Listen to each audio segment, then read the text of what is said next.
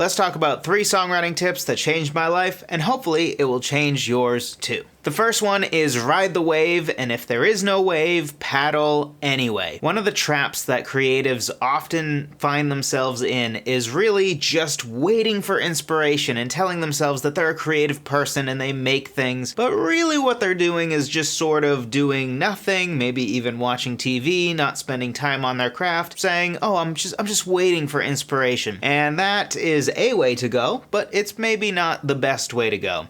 Instead, ride the wave when it comes, so when you get inspired, great. Double down, spend extra time working on your craft, but even when there is no inspiration, you should be putting the work in anyway. Be songwriting every day or as often as you can be, whether you are inspired or not. There's many reasons for this. One is that it will keep you sharp so that when you are inspired, you can actually take advantage of the inspiration. But another reason is that you simply will become inspired more when you're putting the work in. Sometimes inspiration doesn't just come from the ether out of nowhere. Sometimes inspiration strikes because you are putting the work in, because you decided to sit down, do some improvisation with a guitar or a piano or a bass or just singing, even though you didn't feel like doing it that day and you didn't think you were inspired. Sometimes 10-20 minutes into doing it, even though you didn't feel like it, you will actually find yourself inspired, and you would have never gotten there if it weren't for just putting the work in, agnostic of whether you felt inspired or not. And lastly, inspiration is frankly overrated. Is it helpful? Yes. Is it amazing? Absolutely. But most of how your song turns out is going to be perspiration, not inspiration. Your inspiration might help create the song seed, that initial inspiration or spark that turns into the song, and it may help you out with a lyric here or a lyric there or a part of your melody, but most of the songwriting process is probably just going to be putting the work in. And when you write enough songs, you start to realize that the songs that you wrote that are the best are not necessarily the ones that were the most inspired, because how beautiful the process was to get to the final song and how beautiful the actual song ends up being are sometimes wildly disconnected. So the idea that an inspired song will necessarily be better than one that you just worked really hard on just simply isn't true. Tip number 2 is to start your song with a strong hook. Why on earth would we start our song with something that doesn't inspire us and that isn't very interesting when we could just take, I don't know, another 15 minutes, 20 minutes, hour, 2 hours to come up with a bunch more interesting music ideas to build our song off of? So whenever you take an idea and start developing it into a full song, be sure to pause and ask yourself, is this idea worth developing into a song? Because you don't have the kind of time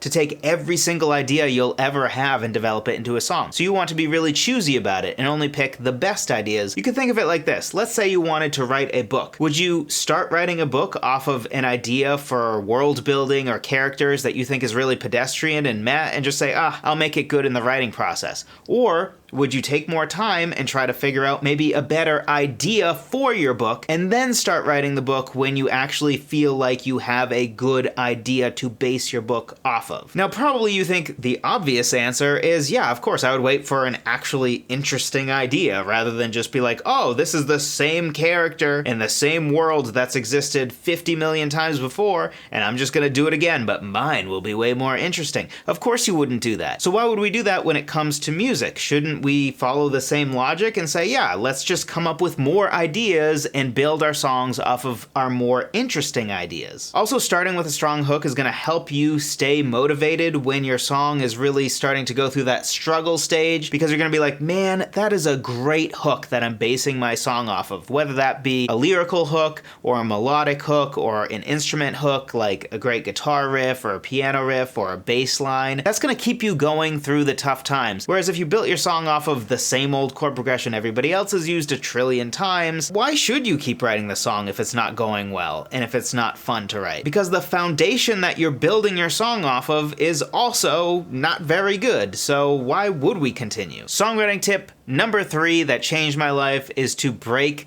lyric writing down into steps. I noticed early on when I was writing songs in high school and early college that I got really inconsistent results with lyrics. Sometimes I got lucky, I got inspired and the lyrics ended up being pretty good, and sometimes I wasn't that inspired, or the lyrics just really weren't coming together, and it felt like it was just sort of luck whether I wrote good lyrics for a song or trash lyrics for a song. But then I realized, wait, why am I essentially demanding of myself to improvise brilliant poetry? Because that's sort of what we're asking ourselves to do if we don't break it into steps and we just expect ourselves to write lyrics, skip straight to the last step and write a final draft of the lyrics. And even when we do allow ourselves something like rough drafts, we still are skipping what I think are important steps, which is to take the time to really just flesh out our idea, get a pool of words that sort of evokes the central imagery of our song if we have one, and just do some prose writing as well, where we can just write without the burden of meter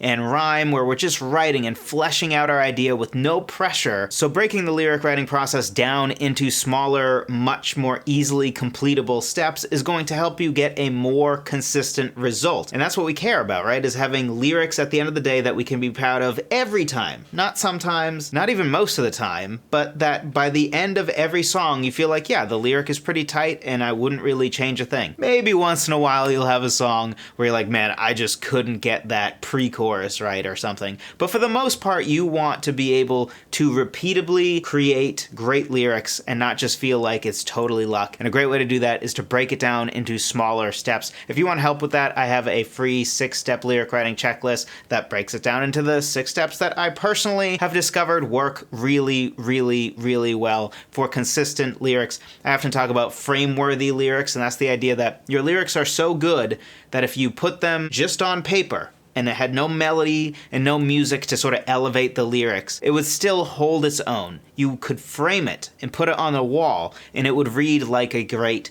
poem because it actually is really good. Because honestly, a lot of songs have trash lyrics or resoundingly average lyrics, but you don't really notice because you're too busy being enamored with how great the vocalist is, or how great the arrangement is, or how cool the guitars sound. And honestly, that's not what we should be aiming for, right? We want to have great lyrics such that, if anything, our lyrics are way better than anybody realized, so that when they actually read our lyrics, they're like, wow, I actually like the song more than I did before, which is a wild thing because I gotta be honest, 9 times out of 10, maybe 19 times out of 20, whenever I read the lyrics of a song that I like, I end up liking the song less than I did before I read the lyrics. So it's very rare to have lyrics that actually are frameworthy. Most lyrics are honestly kind of meh. So if you want to be the exception instead of the rule, and you want to have lyrics that you're actually proud of that actually fit that frame test, where you feel like, hey, you know what, these are good lyrics and I don't even need the melody, I don't even need my voice, I don't even need those awesome guitars to elevate this.